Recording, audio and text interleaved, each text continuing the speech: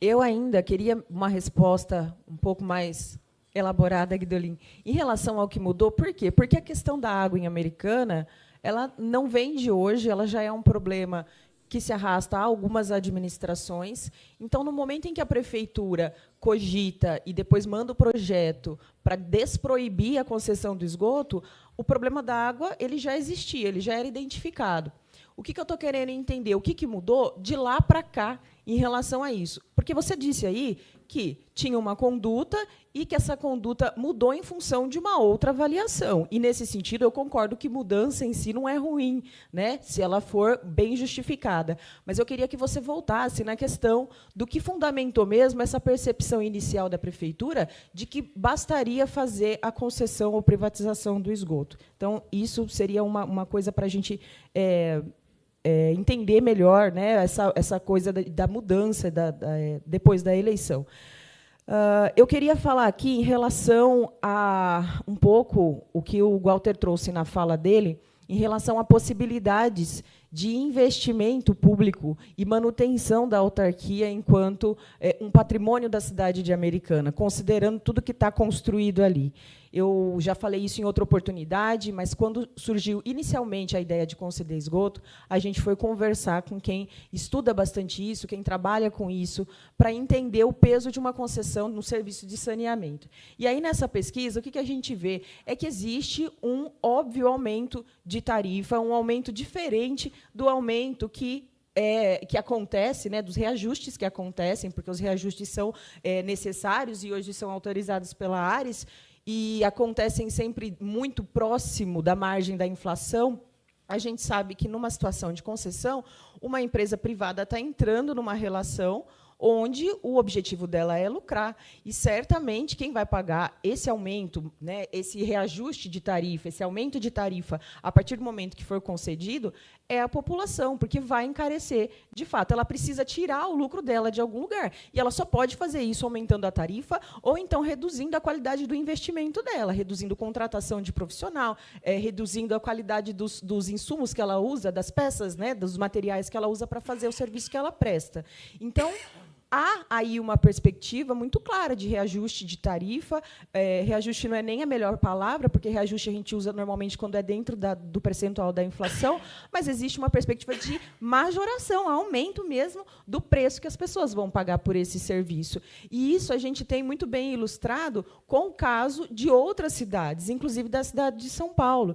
Então, houve ali em São Paulo situações que foram amplamente divulgadas pela imprensa de bairros, localidades onde a majoração da tarifa de água, o preço, subiu na casa dos 200%. Então, pensa só, hoje a gente tem uma situação onde a gente tem a prefeitura, numa perspectiva aí, amanhã vai entrar em primeira discussão na sessão, a partir das 2h aqui na casa, um projeto para que o montante que terceiros devem para a Prefeitura de Americana, esse montante ele seja aí, destinado a um fundo específico, para que ele seja adquirido pelo mercado financeiro, né, pelos bancos. A Prefeitura vai receber num prazo menor do que ela receberia, mas ela vai receber também um recurso menor do que aquele devido inicialmente por esse devedor, né, aqueles que devem à prefeitura.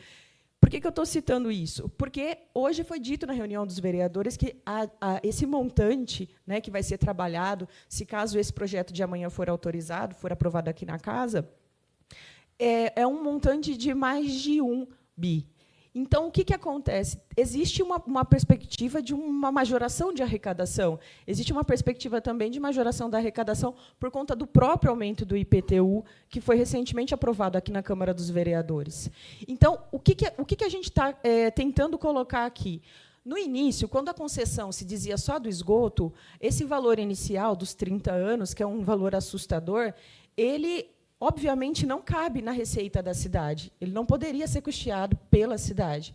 Mas a gente vem trabalhando com informações e outros exemplos em cidades onde as coisas sendo feitas dentro de uma ordem de prioridade, que não esse cálculo dos 30 anos, o nosso investimento talvez seria, sim, possível a partir desses investimentos de bancos, né, instituições financeiras públicas, cuja taxa de saneamento, a taxa de juros para obras de saneamento, ela é menor, é uma das menores taxas. Então, existe uma série de condições. O próprio PAC tem financiamento, tem investimento para as cidades, para os municípios fazerem essas adequações.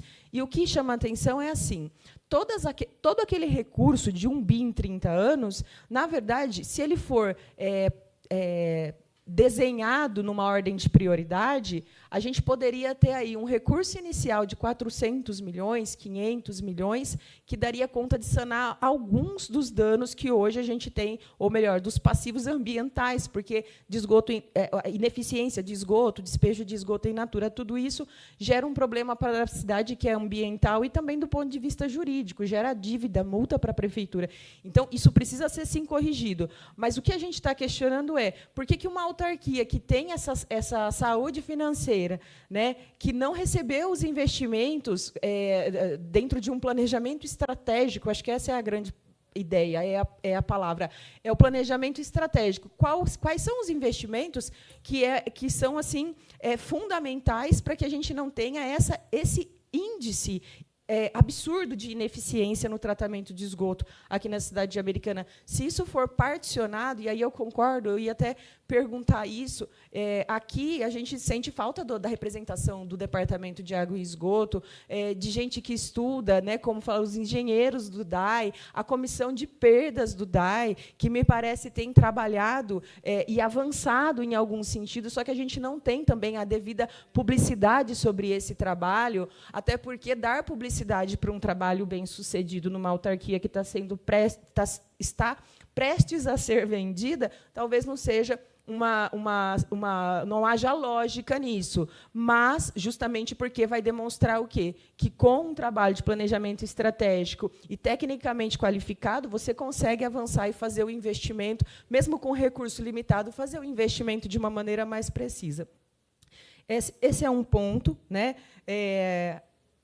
A gente sabe que não existe concessão, privatização de serviço sem majoração de tarifa, né, sem esse aumento expressivo de tarifa. Então, o que está sendo colocado na discussão hoje aqui, e hoje eu tinha pensado, vindo para cá, que eu pretendia muito mais ouvir do que falar, porque aqui é um espaço, acho que, para dar protagonismo para as pessoas que estão sentadas aqui no plenário hoje, para que elas usem a tribuna, porque nós vamos fazer depois a votação em sessão extraordinária desse projeto de alteração de lei orgânica. Então, nós, vereadores, vamos ter ainda outras oportunidades de nos posicionarmos. Mas preciso dizer aqui que, assim como uma boa parte das pessoas que estão aqui no plenário assistindo pela internet também, a gente defende que o DAI continue sendo uma autarquia, continua sendo um patrimônio público, com investimento, com diretrizes para corrigir aquilo que precisa ser corrigido, que não está em discussão. Todos nós concordamos que precisa ser corrigido.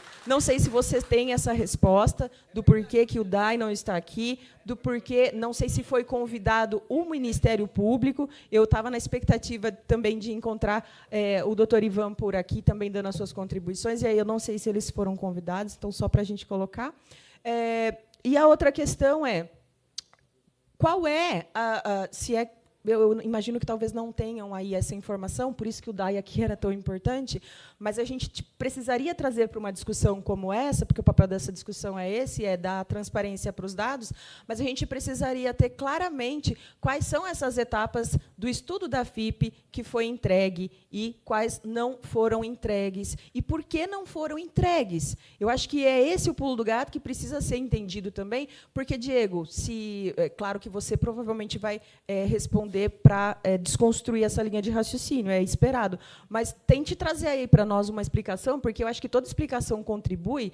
É muito, para mim, óbvio a coisa de nós temos um estudo da FIP, então me parece 1.700.000, tudo bem, vamos trabalhar com esse valor, até porque a gente não teve informação, eu já tive no CONDEMA, Eu estava no Conselho do Meio Ambiente, eu perguntei no Conselho do Meio Ambiente que fim levou o estudo da FIP, e eles também não sabiam. E isso me deixa um pouco perplexa. Por quê? Porque são pessoas ali, tem muitas pessoas ali, representantes da administração, representantes do próprio DAI, e parece que é uma discussão que está sendo feita muito no gabinete, né? Porque parece que ela está restrita a um número muito pequeno de pessoas. A gente precisa entender que fim levou o estudo da FIP, porque ele custou para a cidade de Americana. Eu entendo que ele possa ser aproveitado, é verdade, né? Pega o estudo que está pronto, a parte que está pronta, e entrega na mão da Auer. Isso não anula o fato de, talvez a cidade pudesse ter, lá atrás, ao invés de ter feito uma alteração de lei orgânica para conceder esgoto, um estudo FIP, um pedido de estudo FIP para conceder o esgoto, se a cidade já tinha o problema da água, a minha pergunta inicial: por que não se fez num combo só, para que não se pagasse aí 2 vezes? Porque a gente sabe que esse valor ele vai ser, obviamente, é uma questão lógica, uma empresa, né, num estudo desse porte, ela não faria esse estudo gratuitamente para depois estar custeando, né? Ela, com certeza, vai passar para a tarifa, e aí a gente perde completamente o controle, porque me parece que tem um percentual aí relacionado de 2,5 que faz com que esses 3 milhões iniciais possam chegar até em 13. Então, imagina qual é o repasse que vai precisar, entre aspas, né, ser feito para que a empresa preserve o seu lucro e até amplie sua margem de lucro e, ao mesmo tempo, isso, obviamente, vai ser feito pela tarifa. Então, eu queria que você trouxesse aí um pouco mais, para a gente não ter dúvida, né, em relação a do porquê, de fato, a água não foi incluída lá atrás. Eu só quase corrigi você naquela hora, porque quando eu citei esse fato aqui, e citei que o Ministério Público até colocou essa possibilidade, ele nunca indicou o que era melhor fazer, mas ele disse, se fosse para corrigir, caberia, justificaria aí também, porque a água é um grande problema. Então, essa identificação, assim, a água é um problema, o esgoto é um problema, ela já existia lá atrás. A minha pergunta é, por que foi debatido o esgoto primeiro, feito estudo FIP, 1 milhão, primeiro, pago para a FIP, incompleto, e por que está incompleto? Por que está incompleto? Eu acho que o Guidolin não consegue responder também, porque a gente não tem aqui a representação do DAI, né? Mas são essas as questões. É isso. Obrigada.